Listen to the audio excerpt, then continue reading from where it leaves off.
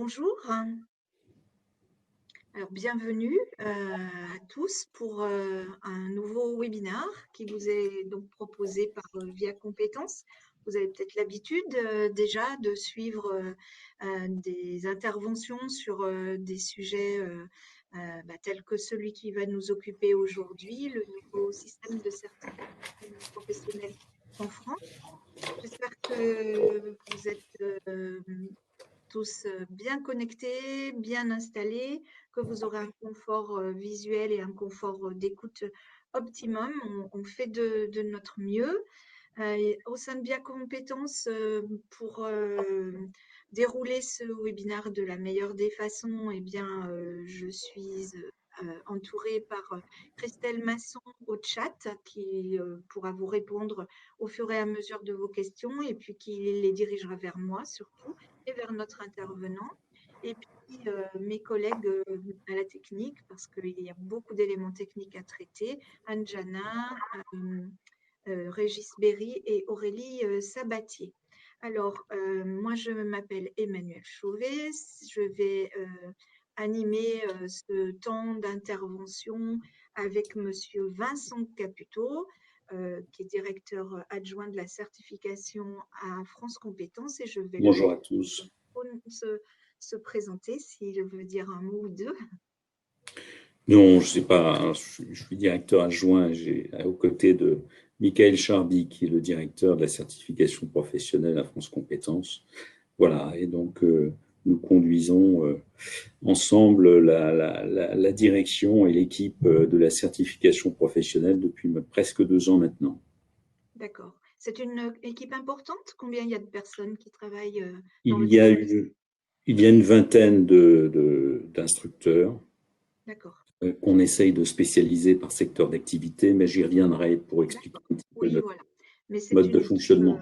c'est une équipe déjà bien étoffée. Donc, nous imaginons effectivement tout le travail lié à la certification professionnelle dans notre pays. Alors, ce webinaire, nous l'avons pensé comme un dialogue entre Monsieur Caputo et moi, mais moi qui vous représente, vous, puisque je vous invite à poser vos questions au fur et à mesure du propos de Monsieur Caputo et nous aurons des temps jalonnés au cours de cette heure qui va sans doute passer très vite, mais quand même, nous aurons plusieurs temps pour qu'il réponde à vos questions.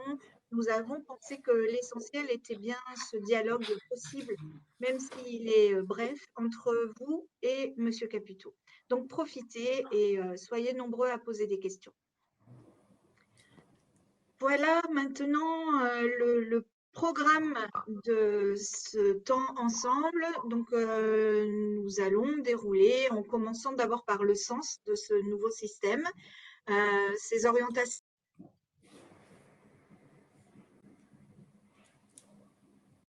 qu'il pose et l'écosystème qui est construit. Nous ferons un focus sur la responsabilité du certificateur, puisque c'est un acteur important dans le système. Et sans doute que vous avez beaucoup de questions sur cette qualité de certificateur. Et puis, nous terminerons avec un petit temps sur la qualité de la certification en lien ou pas avec Calliope. Je vous propose de commencer. Peut-être un petit Oui, mot, Monsieur Caputo, sur France c'est Compétences. une De instance quoi s'agit-il? de gouvernance nationale qui a été créée donc, par la loi du 5 septembre et qui a été vraiment créée physiquement le 1er janvier 2019, à travers des missions, 5 principales missions, qui est la mutualisation et le financement et le refinancement des principaux acteurs de la formation professionnelle, la régulation et l'harmonisation des coûts et des règles de prise en charge, notamment sur les contrats d'apprentissage, c'est très important. L'organisation du conseil en évolution professionnelle pour les actifs occupés du secteur privé, et puis c'est également une instance importante d'évaluation et de contribution au débat public sur toutes les questions qui concernent les politiques de formation professionnelle.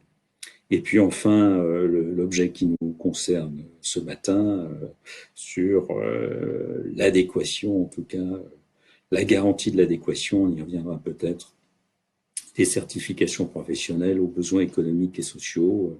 Ben, c'est la tâche à laquelle on s'attelle avec la commission de la certification professionnelle, j'y reviendrai, appuyé par la direction de la certification.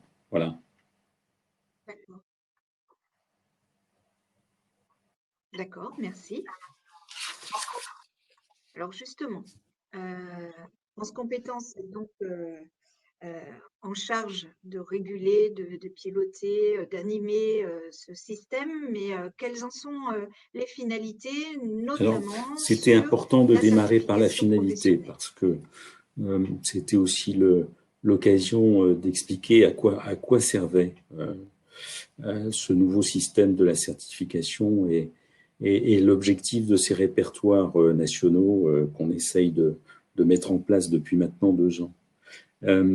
France Compétences a d'abord un rôle de régulation, et dans le mot régulation, il faut entendre plusieurs choses. C'est d'abord un effort de lisibilité sur le contenu des répertoires.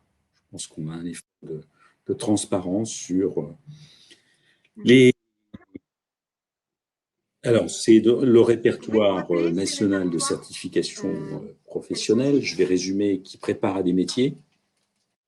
Et puis, c'est le répertoire Mmh. spécifique qui concerne plutôt des activités professionnelles, ce qui est différent, autour de 3 principales thématiques, les habilitations qui sont D'accord. nécessaires pour exercer un métier, tout ce qui concerne les compétences transverses, que ce soit du management, que ce soit d'autres sujets, et puis des modules de spécialisation, des compétences de spécialisation à des métiers existants. Alors, donc un effort de lisibilité sur D'accord. le contenu Merci. du métier, mais aussi, et c'est important, hein, on l'a vu, et on va le voir tout à l'heure sur le descriptif des nouveautés issues de la loi, c'est les impacts en matière d'emploi et de développement de compétences. Et ça, c'est vraiment important parce que cet effort de lisibilité, il faut que ce soit un signal, en fait, une référence ou une balise, comme on veut, pour 2 types de publics qui sont nécessairement intéressés par ces répertoires. C'est d'abord le bénéficiaire, le grand public qui souhaite s'engager sur les parcours qui sont présentés. Et donc, il faut que le bénéficiaire, il faut que le grand public sache à quoi il doit s'attendre, quelles sont les compétences attendues, quels sont les prérequis et quelles sont les évolutions en termes d'insertion professionnelle et des impacts en matière d'emploi des certifications qui sont proposées.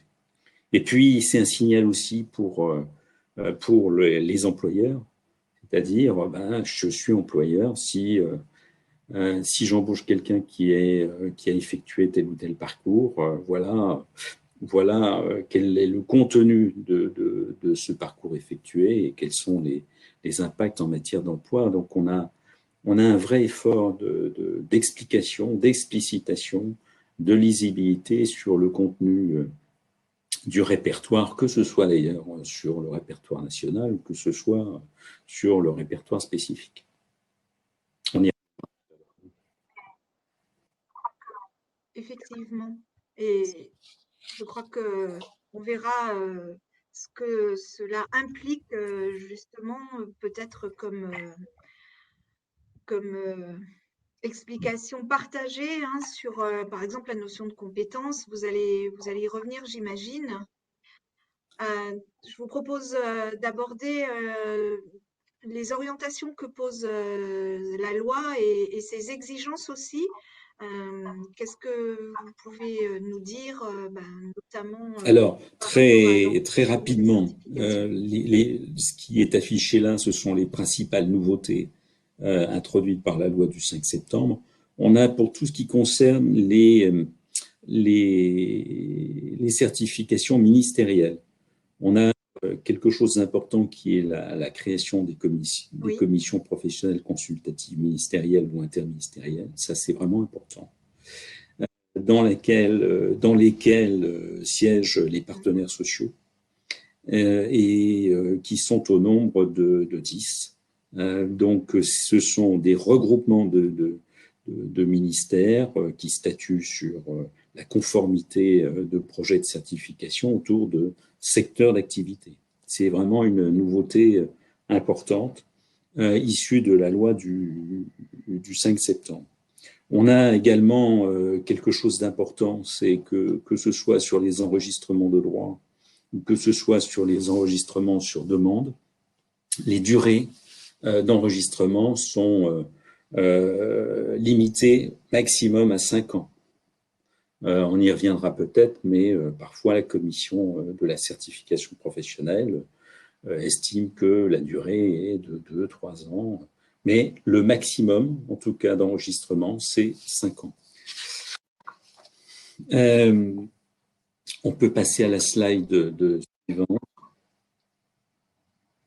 La nouveauté complémentaire apportée par la loi, c'est la notion de bloc qui est inscrite dans la loi, avec une première définition, on y reviendra là aussi, puisqu'on a produit avec la commission de la certification une note explicative sur ce qu'on entend par bloc de compétences. Je suppose qu'il va y avoir pas mal de questions sur ce sujet. Voilà. Et puis, un point complémentaire, mais qui précise et qui complète l'évolution antérieure, c'est que toutes les certifications professionnelles, y compris celles qui sont enregistrées de droit, sont définies par 3 référentiels. Un référentiel d'activité, un référentiel de compétences et un référentiel d'évaluation. Donc, on a une précision qui est faite par la loi de 2018 sur le contenu de ces certifications, que ce soit d'ailleurs sur le RNCP ou sur le répertoire spécifique. Ok. Donc aujourd'hui, tout est très normé et cela, encore une fois, dans l'objectif d'une plus grande lisibilité et cette lisibilité, qu'elle soit bien partagée, si je comprends bien, d'une part par les acteurs du secteur de la formation et de la certification et par le secteur économique. Il y a des liens C'est plus ça, en fait, la loi, importants. elle renforce la relation au marché du travail. On le voit bien hein, à travers ce qu'on vient D'accord. d'indiquer. Elles permettent de donner, en tout cas, les outils pour essayer d'y voir un peu plus clair et de donner plus de lisibilité à ce que c'est qu'un métier et ses impacts en matière d'emploi. Et tout l'objet du décret du 18 décembre 2018, c'est de poser justement un certain nombre de critères qui permettent d'accroître cette lisibilité-là. Alors, ce ne sont pas des critères ou des indices qui sont, si on en prend un parmi les 6, si on est sur le RS, ou parmi les 9 qui sont sur le RN, ils ne sont pas discriminatoires en tant que tels. C'est bien un faisceau d'indices qui permet de dire, voilà, sur ce dossier-là, il n'est pas satisfaisant parce qu'il y a un cumul d'indices qui n'est pas satisfaisant par rapport à ce qui est aux questions qu'on se pose. Et je voudrais juste rappeler, pour rejoindre la question de la finalité, rappeler un petit peu quelles sont les questions qu'on se pose quand on est en face d'une demande d'enregistrement. Quels sont les indices qui permettent de considérer qu'on est bien en face d'un métier? Est-ce que la certification professionnelle, elle décrit bien les activités d'un emploi type? Il ne s'agit pas d'avoir un emploi uniquement que dans un petit contexte, mais un emploi type, c'est un ensemble d'activités et de compétences qui s'exercent dans des contextes, qui peuvent s'exercer dans des contextes différents. Est-ce que les compétences sont décrites de telle sorte qu'elles permettent d'exercer les activités de cet emploi. C'est important aussi de se poser cette question. Et quels sont les indices? Et là, on y reviendra peut-être dans les questions du public. Quels sont les indices qui permettent de dire que la certification correspond à un besoin du marché du travail? Il y a un aspect aussi très important qui est à relier avec les conditions d'exercice et d'activité de ces certifications, c'est l'évaluation, hein, puisque c'est une nouveauté apportée par la loi, ce référentiel d'évaluation. Et c'est important de s'y attarder parce que dans les échanges qu'on peut avoir avec certains certificateurs, dans la note qui a été produite sur le répertoire notamment spécifique, il est bien indiqué qu'à chaque fois, on a en tout cas l'ambition d'expliquer que la compétence, elle est contextualisée, elle est mise en œuvre dans des conditions de travail, dans un type d'organisation de travail, voilà, et que l'idée, c'est pas de reconstruire un plateau technique pour évaluer, mais au mieux de reconstituer des situations de travail, voilà, des situations concrètes de travail pour essayer d'évaluer les compétences en étant précis sur les critères d'évaluation des compétences de manière à pouvoir se dire, la compétence, il est acquise ou pas. Et ça, c'est vraiment, vraiment important. Et puis, le dernier aspect, on l'a vu tout à l'heure, hein, c'est est-ce que la certification, elle conduit bien à des emplois? Et est-ce que ces emplois correspondent bien à l'objectif de la certification professionnelle, notamment sur les questions de cible métier, de niveau de qualification proposé lors de la demande d'enregistrement de la certification. Donc, on a toutes ces questions-là. Et quand on est devant une demande d'enregistrement, on se pose toutes ces questions-là avant de rentrer précisément sur l'analyse des différents critères posés par le décret du 18 décembre. Alors, tout ce travail-là, ça vise à vérifier 3 éléments, et c'est vraiment important.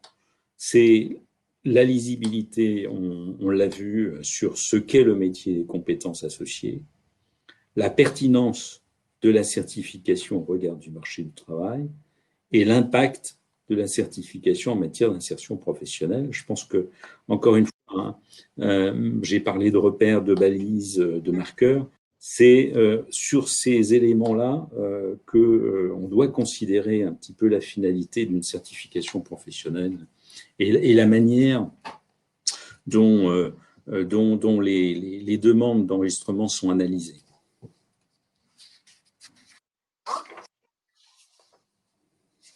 D'accord.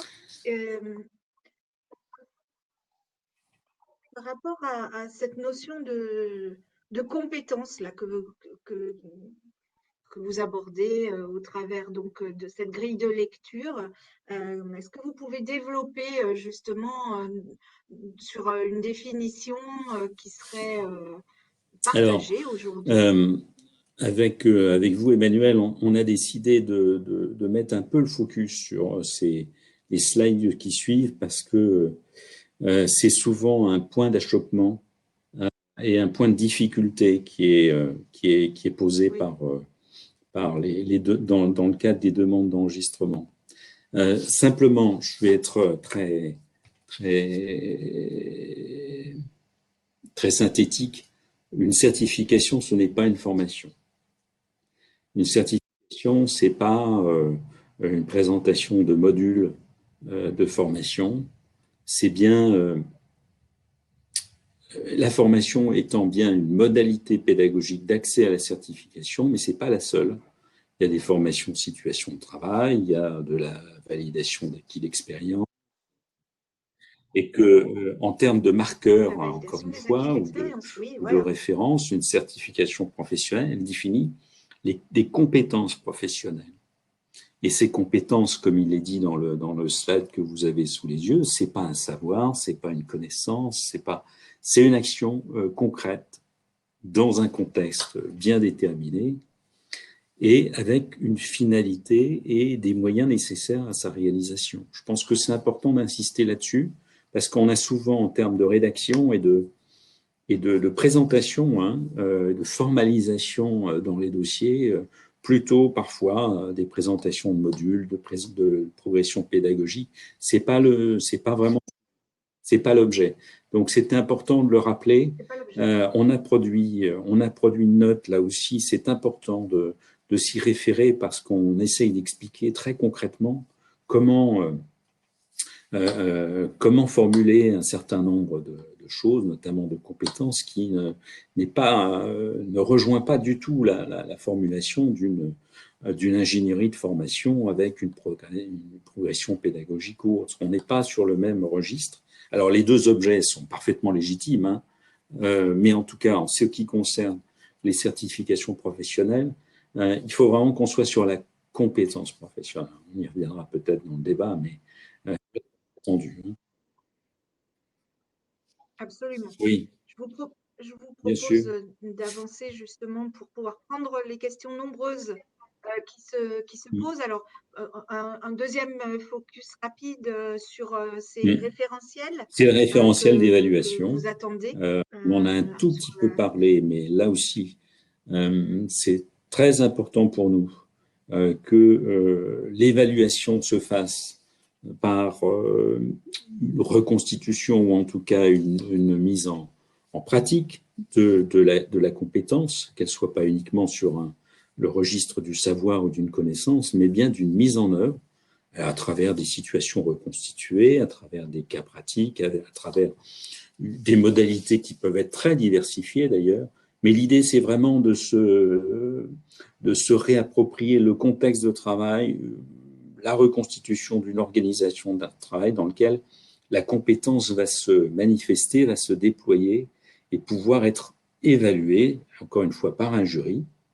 Et le jury, c'est important aussi pour nous. Il est important que ce jury soit, entre guillemets, équilibré entre des représentants de l'organisme, du certificateur, mais aussi des personnes qui sont là pour attester de la compétence acquise.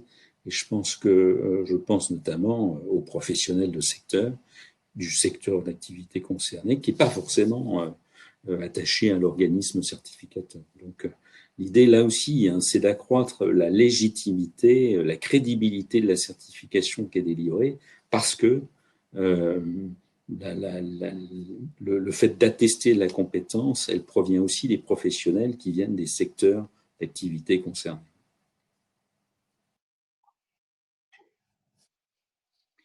D'accord, merci.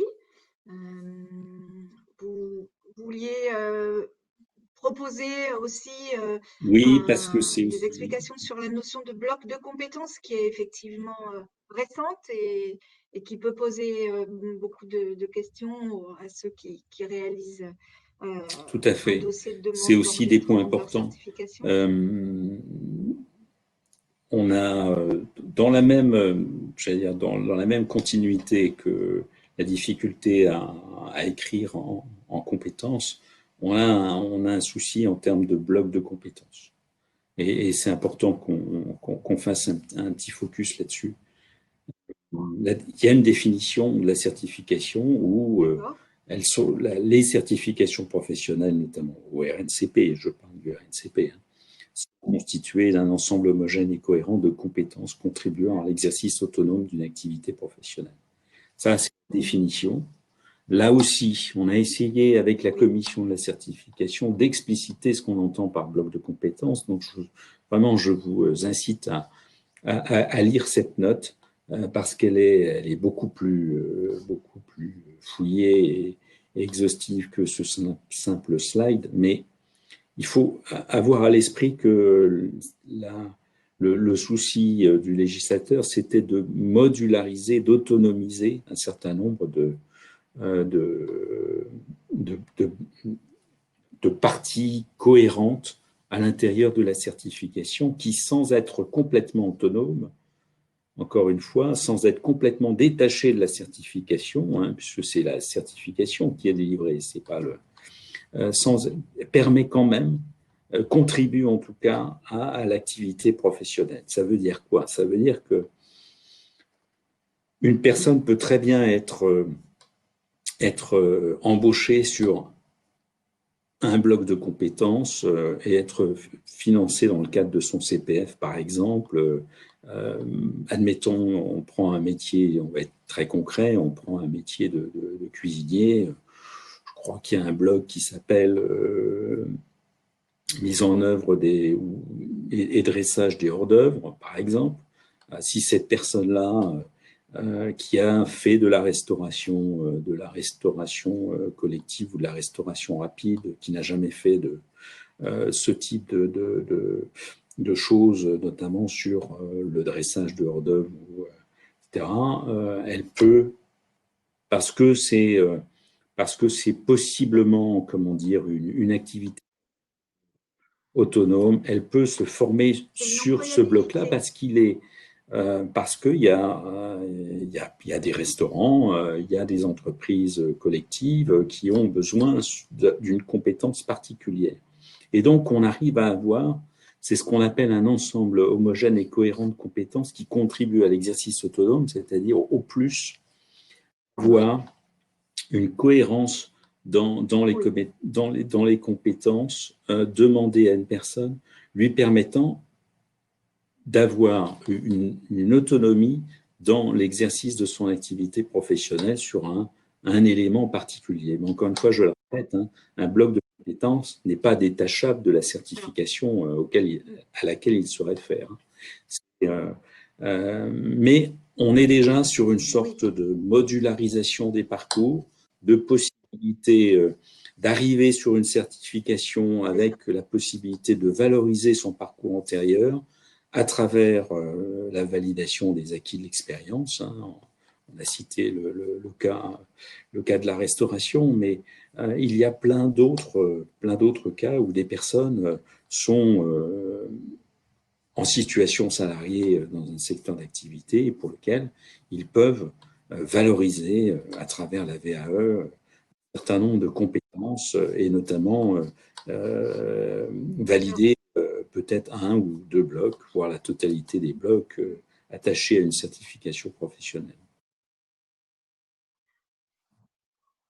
Monsieur Caputo, je vais vous interrompre un petit peu pour qu'on ait le temps de prendre des questions parce qu'elles sont nombreuses et vous aviez prévu de parler des critères aussi et c'est très important. Donc, je redis quand même à ceux qui nous écoutent que il y aura un replay de ce webinaire, mais aussi la possibilité de télécharger tout un diaporama de France Compétences qui explique l'intégralité de la procédure de demande d'enregistrement d'une certification et où là, vous n'aurez peut-être pas le temps d'expliquer totalement l'ensemble de ces points. On y reviendra peut-être sur les critères et puis sur ce schéma. Moi, je vous propose Très d'aller bien, tout de suite aux questions, si vous êtes d'accord, parce que elles sont d'ores et déjà un peu nombreuses. Alors, la première, euh, c'est peut-être, vous avez dit qu'il y avait des notes écrites par France Compétences, mais est-ce qu'il y a des conseils qui peuvent être apportés aux candidats certificateurs et qui s'en occupe? Parce que cette nouvelle ingénierie, on l'acquiert alors, comment? enfin, vous l'avez Voilà. vu, hein, c'est beaucoup et peu à la fois 20 instructeurs. Compte tenu du flot de demandes, on a énormément de demandes. Je pense que là, notamment sur le répertoire spécifique et la mise en place de la plateforme EDOF et du CPF a sans doute créé un fort appel d'air, notamment de demandes de projets de certification dans le cadre notamment du Mhm. répertoire spécifique. Donc, il est clair qu'on ne peut pas être en appui de tous les déposants et de tous les certificateurs.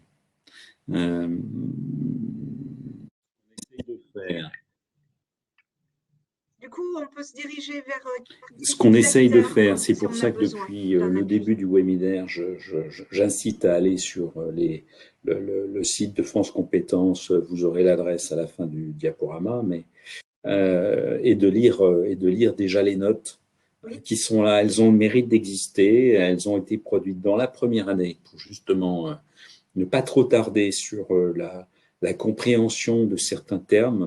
J'évoquais bloc de compétences, j'évoquais les référentiels, la manière de les écrire.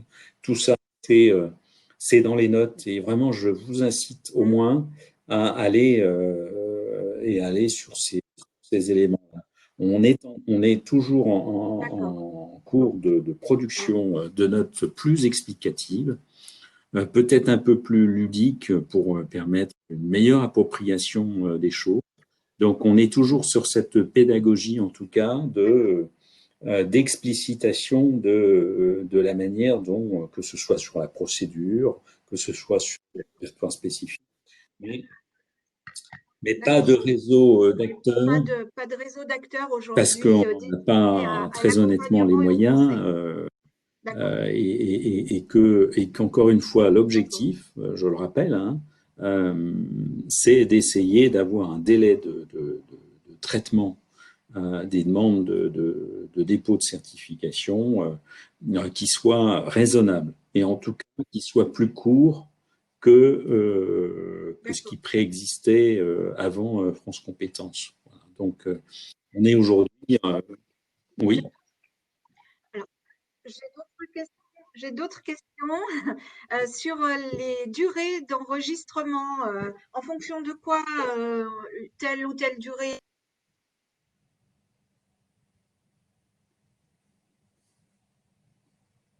de l'enregistrement d'une certification dans la période donc reste toujours en guillemets vivante et est-ce que la VAE ou l'action de formation peuvent continuer à se dérouler en attendant le alors, renouvellement de la non, certification? Je ne sais pas si la j'ai été claire. certification, elle est active ou elle est inactive. Quand vous allez sur le site de recherche, si elle est inactive, Voilà, vous ne oui, pouvez pas utiliser la VAE dans le cadre de cette certification.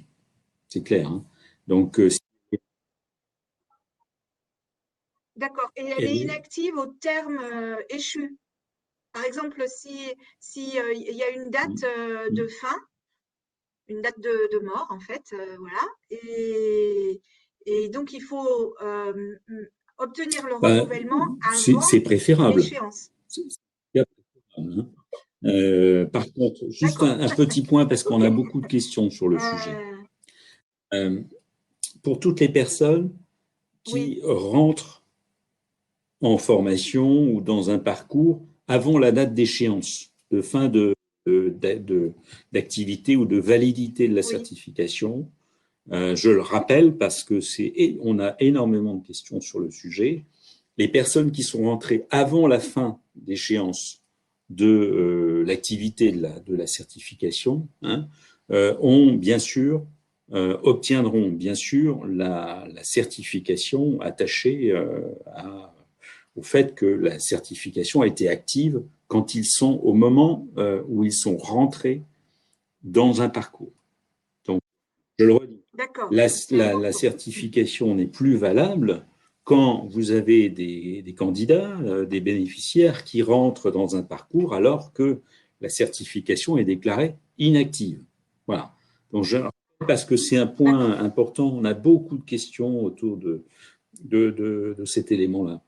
Sur le sujet, Oui, oui, parce que pardon, le législateur dit qu'un bloc de compétences acquis est acquis à vie, mais en fait, c'est aussi lié à la vie de la certification, clairement. oui, Mais il peut faire valoir, le candidat peut faire valoir l'existence de ce bloc et la validation de ce bloc de compétences pour accéder à une autre certification, à rentrer D'accord. dans un parcours. Il y a une transversalité possible entre blocs de C'est ce qui est compétences, alors. demandé à tous les certificateurs, de nous identifier éventuellement les possibilités de passerelle avec d'autres certifications, oui. Ok. Alors, une dernière question par rapport à l'impact, cette fois. L'impact sur l'insertion à l'emploi, est-ce que c'est corrélé aussi avec l'impact sur le maintien dans l'emploi? Parce que, voilà, pour l'évolution des métiers, des emplois, des compétences, est-ce que enfin, c'est quelque chose qui est pris en compte bah, dans le fait qu'une certification soit bien notée par rapport à ces Alors, critères-là?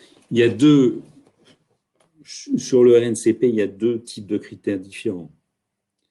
Là, Oui, il y a un critère qui porte sur la cible métier. C'est-à-dire, est-ce que si par exemple la certification prépare je vais revenir sur les critères, comme ça, voilà, voilà. si la certification prépare à, je ne sais pas, on peut prendre n'importe quel métier,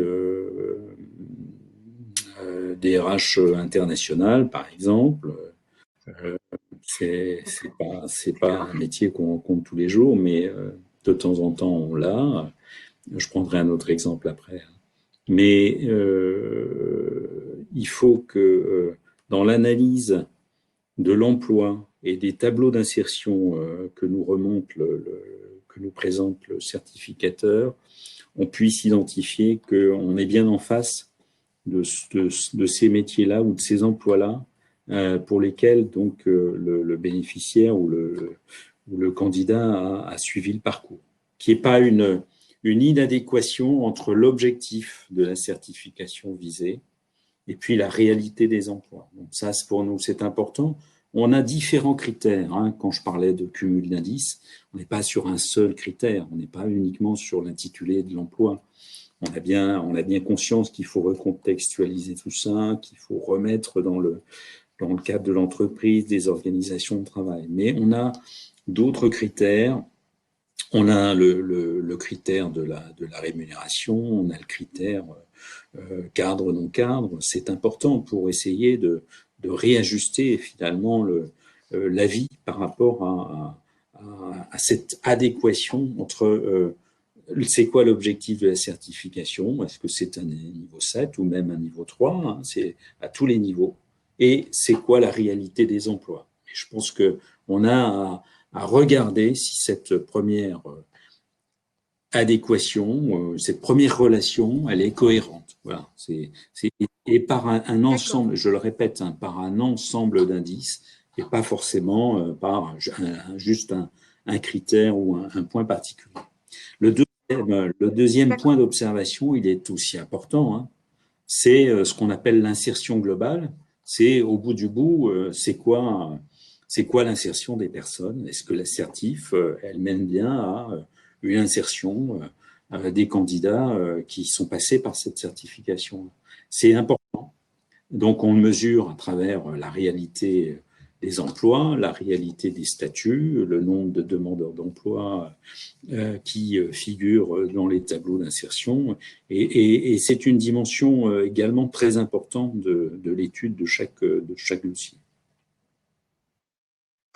Je vous remercie. Je sens que vous pourriez parler des heures et nous n'en avons pas beaucoup d'heures, on n'en a qu'une. Alors, je suis navrée de vous interrompre peut-être un peu brutalement, mais on va poursuivre.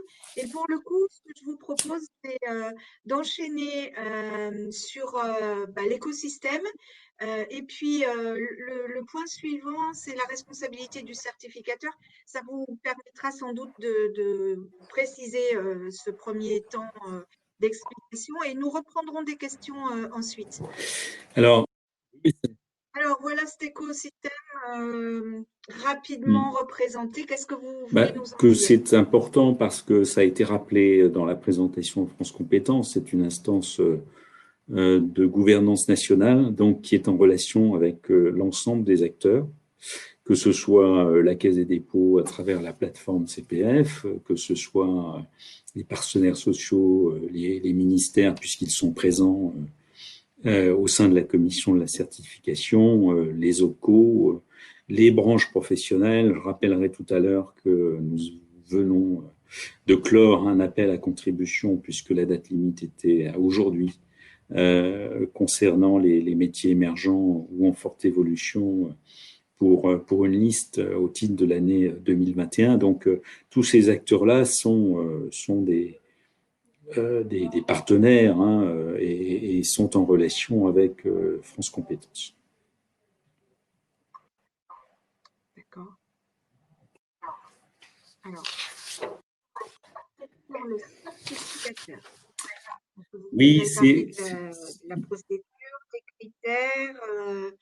Donc, je crois que vous souhaitiez revenir sur cette qualité de certificateur c'est vraiment. qui rencontre un vif succès, pardon, aujourd'hui, mais en fait, est-ce que aujourd'hui on doit être certificateur Alors, ou rien?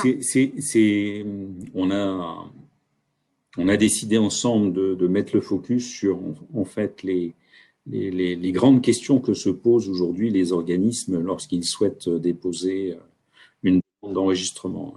Et ce point sur la responsabilité du certificateur est un point très important qui nourrit pas mal de questions de la part des organismes. C'est pour ça qu'il faut peut-être prendre 2-3 minutes pour en parler.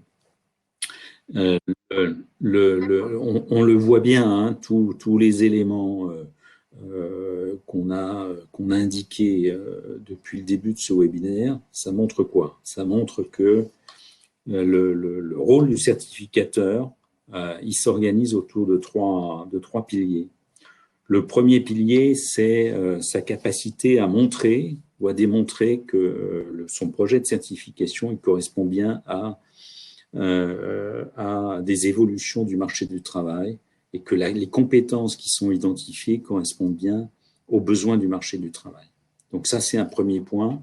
On y reviendra peut-être, mais tout ce qui est demandé à la fois au niveau du RNCP et au niveau du répertoire spécifique, c'est de démontrer un petit peu la manière dont le certificateur a construit sa certification et sur quels matériaux, hein, et sur quelle analyse il a construit sa certification. Le deuxième élément, il est important, c'est sa capacité, on le voit bien, hein, les tableaux d'insertion, le fait de remonter un certain nombre de choses de manière récurrente, c'est sa capacité à se doter d'outils de suivi, d'analyse, et notamment une qualité de suivi. Hein, c'est souvent une remarque de la commission de la certification professionnelle de ne pas avoir des tableaux qui soient d'une qualité de suivi de données permettant vraiment d'avoir une analyse claire sur les données d'insertion.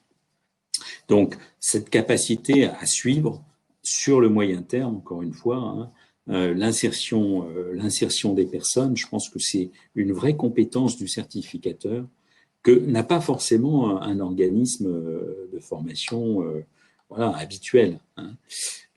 La troisième raison, elle est sur, et là c'est là où quand il est en réseau, quand il est co-certificateur, quand il est avec d'autres partenaires, on y reviendra, c'est sa capacité à travailler avec des partenaires, mais comme il est responsable de sa certification, d'en assurer la mise en œuvre de manière homogène et cohérente sur l'ensemble du territoire. Donc, ça veut dire, là aussi, créer un cadre, un cahier des charges de mise en œuvre et des procédures de contrôle vis-à-vis de ses partenaires pour bien s'assurer que cette certification elle est mise en œuvre de manière homogène et sur l'ensemble du territoire lorsqu'on a affaire à 20, 30 partenaires d'un même certificateur.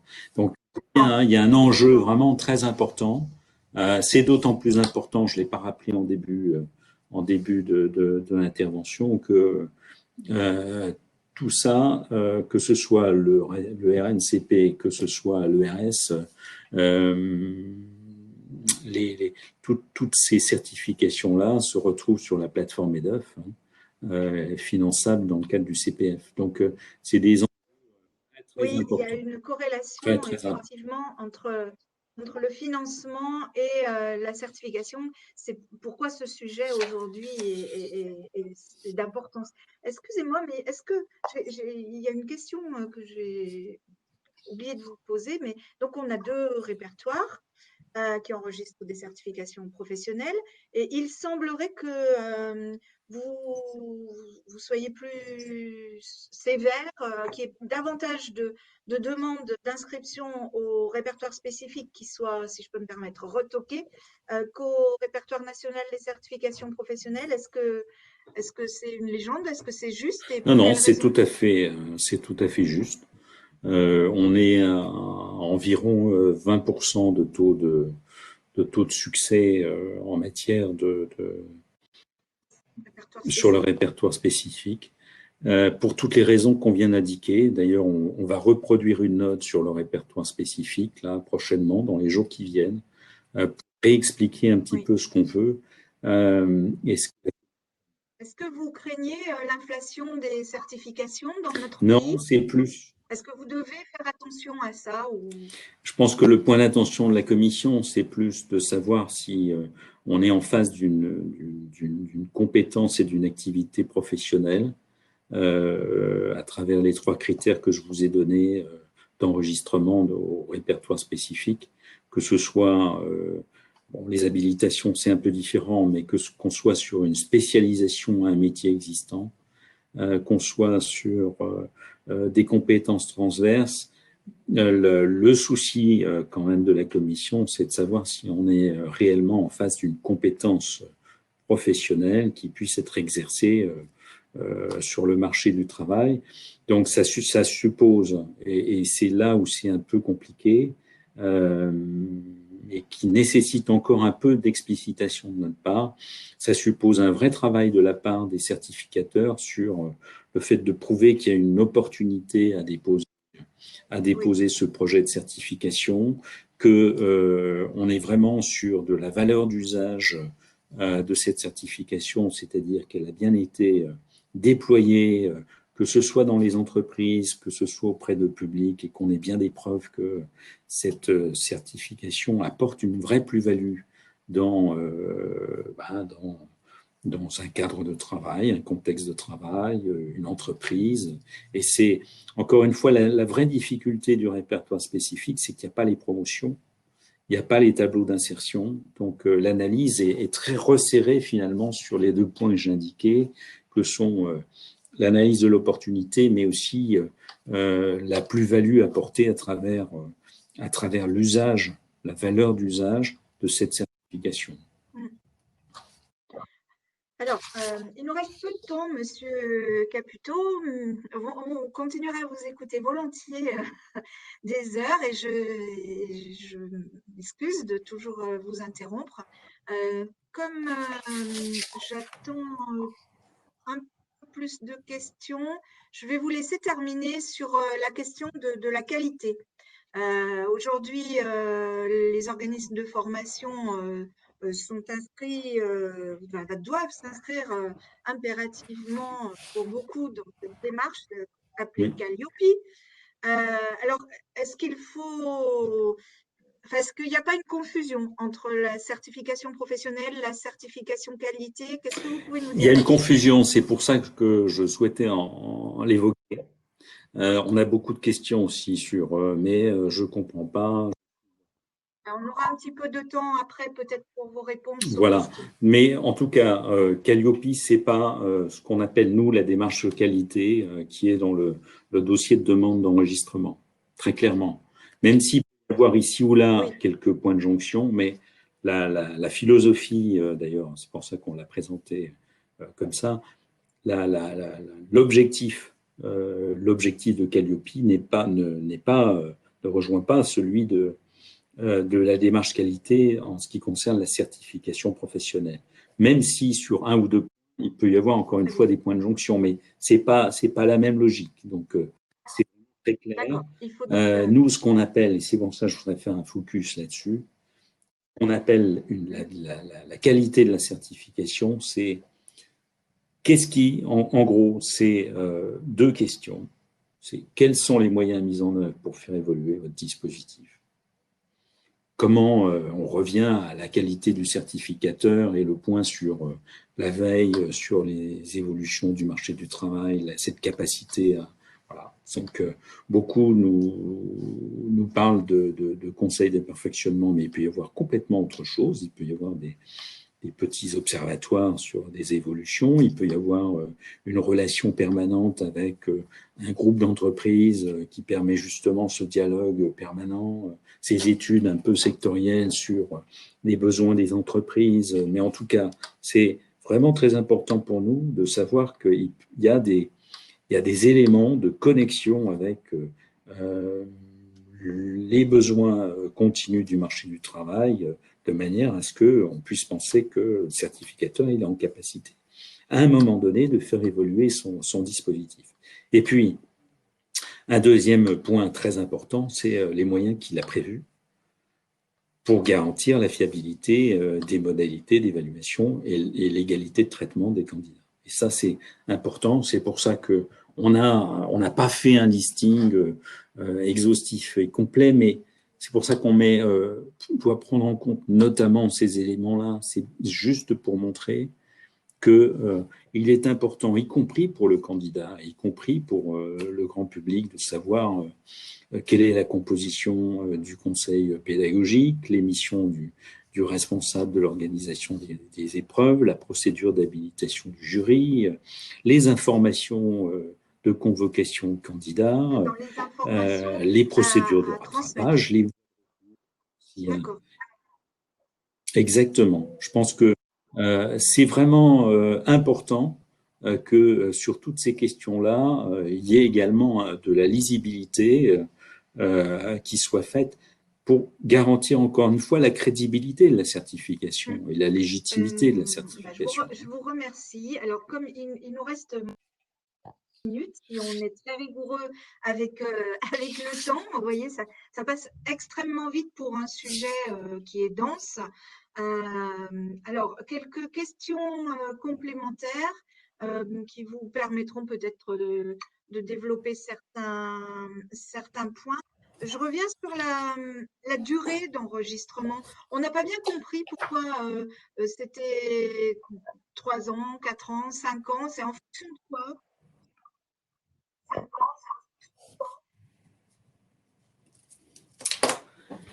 Alors, la durée d'enregistrement, c'est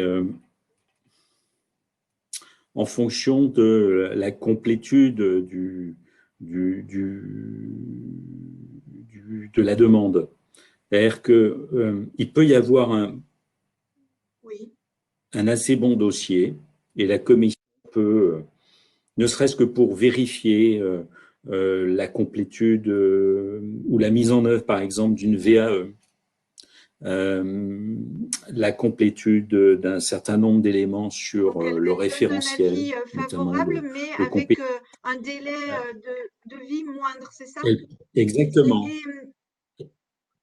Oui, pour vérifier un certain nombre, mais dans un but de vérifier assez vite si les éléments demandés sont respectés par le certificateur. Je prends un exemple. Je prends un exemple d'un bon dossier où il n'y a pas de problème, il y a bien une adéquation par rapport à la cible métier, il y a une bonne insertion globale, mais il y a un flux très important de public en formation continue qui a déjà de l'expérience professionnelle. Et puis, on constate qu'il n'y a aucune VAE. Bon, c'est pas très… Le dossier est bon en tant que tel. Il n'est pas à rejeter, mais le signal de la commission, ça peut être de dire non, on accepte votre dossier parce que c'est un bon dossier, mais il est important, compte tenu encore une fois du public accueilli, du flot et du flux important de ces publics-là dans votre organisme, il est important de pouvoir permettre une modalité d'accès qui soit celle de la VAE, qui est reconnue depuis 2002. Donc, la Commission peut très bien Très marquer, intéressant, mettre un pardonnez-moi là signal au encore certificat. une fois de vous interrompre, mais c'est très intéressant que vous évoquiez la validation des acquis de l'expérience parce que euh, pour, euh, pour, pour évaluer les compétences, c'est une modalité qui peine à être intégrée dans les pratiques des organismes certificateurs et ensuite des organismes de formation. Et donc, vous êtes en train de nous dire que ce point-là, le nombre d'accès par la VAE à la certification, c'est un point sur lequel vous allez être vigilant et qui peut avoir un impact sur le renouvellement. Ça fait partie. D'accord. Ça fait partie des critères, bien sûr. Bonne On nouvelle pour la vérifie VAE. toujours si, si les organismes certificateurs sont bien outillés en matière de VAE, c'est-à-dire qu'ils ont bien, sur leur site Internet, fait la publicité sur cette modalité d'accès à la certification. Si on est bien sur un livret 2, s'il est bien correctement rempli. Donc, il y a une vérification qui est faite, bien Merci. entendu, de ce point de vue-là. Je laisse peut-être nos internautes réagir sur une dernière question. On me signale qu'il y avait une erreur sur un slide par rapport à la date d'échéance de Calliope, le 1er janvier 2022. Hein, c'est ça. Alors, désolé s'il y avait une Oui, erreur. oui. C'était Alors, repoussé une d'un an, dernière tout à question fait. qui va Oui. concerner l'enseignement supérieur. Un diplôme universitaire, est-ce qu'il passe au RNCP ou au RS? Alors, les diplômes universitaires, ça fait partie de Oui, l'enregistrement de droit c'est qu'on a vrai. présenté Mm. brièvement en tout début de webinaire. Voilà. Donc, on enregistre bien sûr parce que ça fait partie du répertoire national, mais là, on est dans le cadre des fameuses CPC interministérielles qui rendent conformes donc les diplômes Les ministériels diplômes et universitaires, hein, universitaires. c'est bien ce dont on parle. D'accord. Mm. Alors, on a quelques Ah, les diplômes diplômes d'université, d'université, oui, c'est pas la même chose. Un DU, mais les c'est un diplôme diplômes, voilà, d'université. OK. voilà, tout à fait, hein, Mm. d'accord. Hein. Ce qui n'est pas, on peut avoir des universités qui ont leur propre diplôme et qui peuvent déposer dans le cadre D'accord. du D'accord. répertoire Voilà. sur demande. Et donc, le répertoire, c'est le répertoire Mais national. voilà, D'accord. oui. Mais la plupart des diplômes universitaires universitaires de l'éducation nationale passent principalement D'accord. dans le cadre de Bien. l'enregistrement de droit. On est au terme, quasi au terme du temps que nous pouvions passer ensemble. Rapidement, parce que l'histoire n'est pas finie, d'écrire quels sont les prochains enjeux pour votre service certification. Je Alors, en une surveille. minute, euh, on a on a un gros enjeu et on ne se le cache pas. Je pense que autant sur 2020, 2019, 2020, c'était tout le système de téléprocédure qu'il fallait améliorer, perfectionner pour permettre à tous les déposants de déposer correctement, sans anicroche, leur dossier en ligne. C'est fait. L'année 2021 va être une année qui va être consacrée à l'amélioration du signe grand public. On a un petit souci de ce côté-là. C'est vrai que c'est à la fois pas convivial, c'est pas très opérationnel, donc il faut qu'on fasse un effort.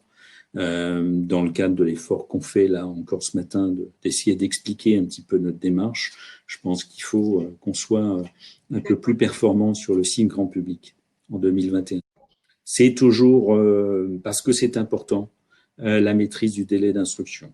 Il faut qu'on soit il faut qu'on soit avec un engagement fort vis-à-vis des déposants pour leur dire, voilà, Oui. on Il y avait s'engage 5 mois. sur 5 mois, Waouh. ça ne sera pas plus, mais il faut vraiment qu'on maîtrise C'était ce une des délai, questions d'ailleurs, ce le délai délai. Et vous d'instruction. dites, vous visez 5 mois. Voilà. Donc, voilà, 5.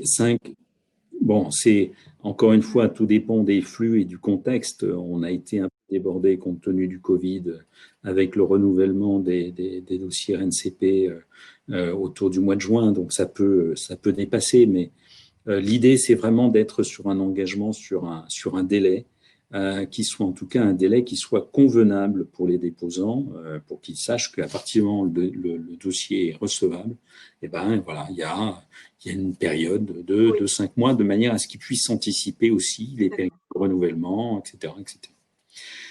Il y a un gros enjeu qui commence aujourd'hui, hein, qui est le fait que France Compétences a bien conscience que ça bouge, que le monde du travail, que les compétences, elles bougent, et que il faut être, non pas sur 5 ans, mais il faut être beaucoup plus réactif que ça, et permettre comment dire, l'accompagnement de ce qu'on appelle les métiers émergents ou en très forte évolution, et je pense qu'on est dans un Mm. contexte qui s'y prête, où il faut accompagner la certification, l'accompagnement des parcours des personnes qui sont en situation de travail sur ces métiers-là. Et donc, c'est l'établissement tous les ans d'une liste de métiers émergents. Et il se trouve que là, on s'est adressé particulièrement aux Vous branches disiez professionnelles et aujourd'hui, aux c'était syndicats l'échéance professionnels. pour ce travail de recensement. D'accord. Voilà, pour faire Alors, remonter leurs propositions le de dernier métier. point, s'il vous Et plaît, à puis, midi on l'a pile. parlé, oui, Oui, c'est un oui, point très important, hein, c'est l'articulation, euh, comment dire, nécessaire, l'interaction nécessaire entre la Caisse des dépôts qui gère la plateforme EDOF et France Compétences, avec, on a parlé des blocs de compétences, là aussi c'est important qu'il y ait une intégration progressive des blocs de compétences sur merci. Alors, l'application CPF. Voilà. c'est toujours un peu frustrant, les cadres, hein, dans lesquels il faut se contorsionner pour entrer. Je vous remercie de vous être livré très gentiment à cet exercice, et on sent bien qu'il faudrait pouvoir poursuivre et qu'il y a matière à poursuivre.